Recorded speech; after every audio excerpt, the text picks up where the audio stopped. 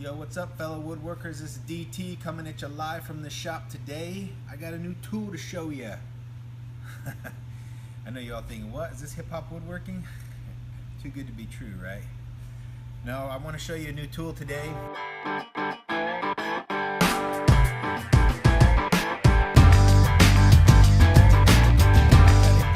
building a bookshelf, and I need to drill some adjustable shelf pin holes.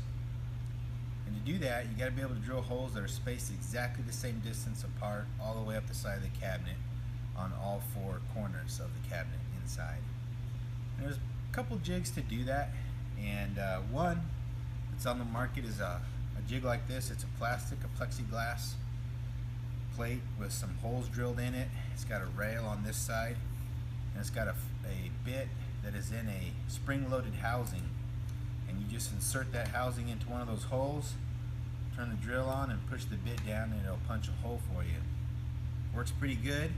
The only drawback is that this housing, after spinning so long in this plexiglass, will start to wear it down, and then the housing actually makes contact with your workpiece, leaving a swirl mark around the hole, and that's not good. So I found this new jig by True Position Tools. It's a boring guide that allows you to drill shelf pin holes of a cabinet or drill holes to put handles and hardware onto your projects, to like your doors and your drawers. So let's take a look inside the box.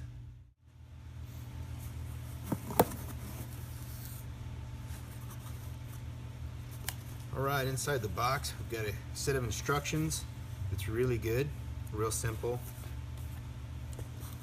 We have a set of line boring extensions, and I'll show you how those go on. But these have steel bushings that are spaced 32 millimeters apart.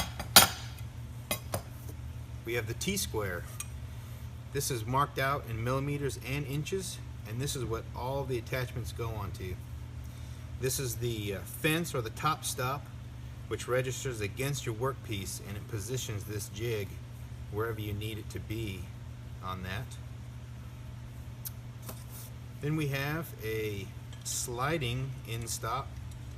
We can position this wherever we need to on the jig, and if you're drilling for a knob, say on your door, you can put this against the side of the door, hook this on the bottom, and drill for your knob. Real easy. We also have some sliding bushings that you can position on here. Say you have a handle that's 3 inches long from center to center on the holes. I can line these up 1.5 inches either side of center and have exactly 3 inches of spacing ready to go. Let's say that drawer front is 6 inches high. I can position the fence for 3 inches to center on 6, set this on top of my drawer, measure from each end to make sure it's centered on the drawer front, and then bore my holes. Really quick, really accurate.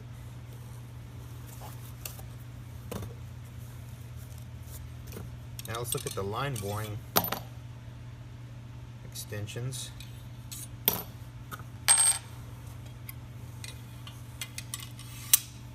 Actually, this goes on this side.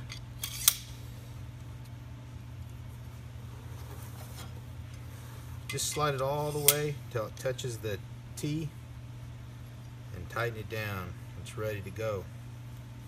These holes are again 32 millimeters apart, including this center hole that's in the T-square. You're going to use that hole. And there's also an in stop. What it does is it hooks on to the end of the line boring extension. Tighten that down, and then you can hook that onto your bottom of your workpiece, and you can drill. Now you can also set this inside the cabinet. You don't even need this. You can take this off and set this inside of your cabinet right up against the back, or hooked on the front. You can hook this on the front of your cabinet and start drilling. So depending on your situation, you might want to drill the holes before assembly, but you can also do it after assembly as well. one of the strengths of this jig is how fast and flexible it is. I used to spend at least an hour every job making wooden jigs for several different lengths of handles that sit in different positions on each side of the drawer front, and that would take a long time. It's very tedious. Now I just put this box in the truck, go to the job site, set it up for exactly what I need, drill those holes. I can change it over for the next set of holes, drill those, and I'm done. And it does a really clean job. So let's put this jig to work. I've got the side of a bookshelf here that I'm building. This is my bottom and this is my top. And I've put the end stop on the jig here. I'm going to hook that on here.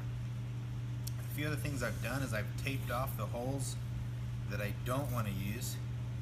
That just makes it a lot simpler. And you also notice there's a hole right in the middle, and it's a hole that's in the T-square, but it is spaced exactly 32 millimeters apart from these other holes, and you're going to use that hole too. It's a little bit shallower, so the bit goes a little bit farther, so I just don't drill quite as far on that one. But even if you do, you're probably not going to go through your piece if you set your collar appropriately. So what I'm going to do is hook this on the bottom. I'm going to do that on each part, always going off the bottom. I've got my fence set. It's touching the line boring guides here, which automatically sets it at 37 millimeters, which is what I want. That's about 1 inch and 7/16. I also like to just clamp one end down, keep it from sliding.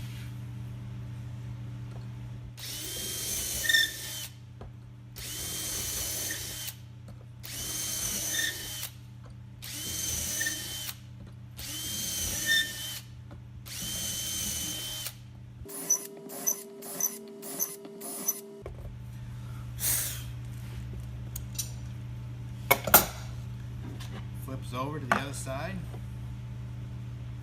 I'm going to go ahead and spin this around so I can clamp it.